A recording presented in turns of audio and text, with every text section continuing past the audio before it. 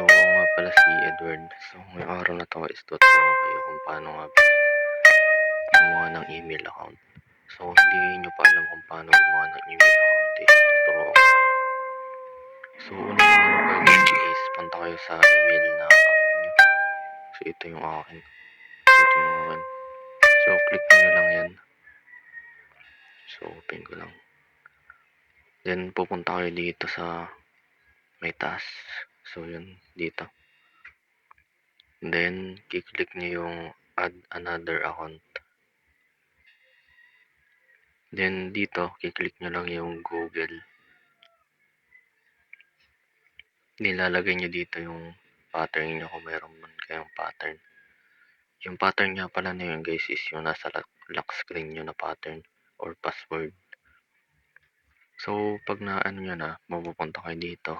Then, sunod nyo gagawin is click nyo yung create account. Then, for my personal use, click nyo yan. Then dito, maglalagay lang kayo ng pangalan. Kahit anong pangalan gusto nyo. Then, pag naka-ano na kayong pangalan, so, akin nga pala hindi ko nalalagay ng last name kasi optional lang naman yun. So, first name lang nilagay ko. Tapos nun, click nyo yung next. Dito, yung birthday information nyo. So, ilagay nyo lang. So, pag nailagay nyo na, click nyo lang yung next. Then dito, pwede kayong pumili ng email na ano, pero meron na ditong custom.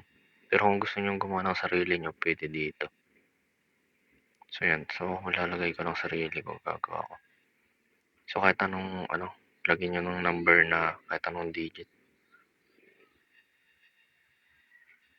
Then, pag naka-ano na kayo, nakaisip na kayo ng magandang pangalan ng email, so, click nyo lang yung next.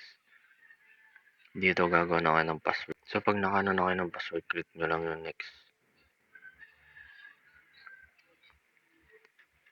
Then, yun na. Nakagawa na kayo guys ng inyong email. So, scroll down nyo lang, tapos click nyo yung yes, I'm in. Next nyo lang. At scroll down ulit, then agree. Click nyo lang yung agree. Yan.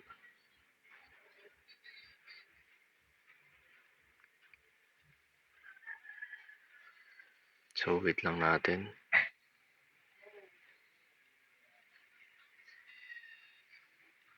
So, wait lang. So, punta tayo dito sa email. Click rin natin yun. So, ito makikita nyo guys, yung ginawa nating email. Yan na. So, yun lang guys. Kung katingin nyo is nakatulong tong video na to, huwag kalimutang mag-subscribe. I-like tong video, i-share, tapos hit nyo rin yung notification bell para ma-update kayo sa mga bagong video. So, yun lang guys. Bye guys.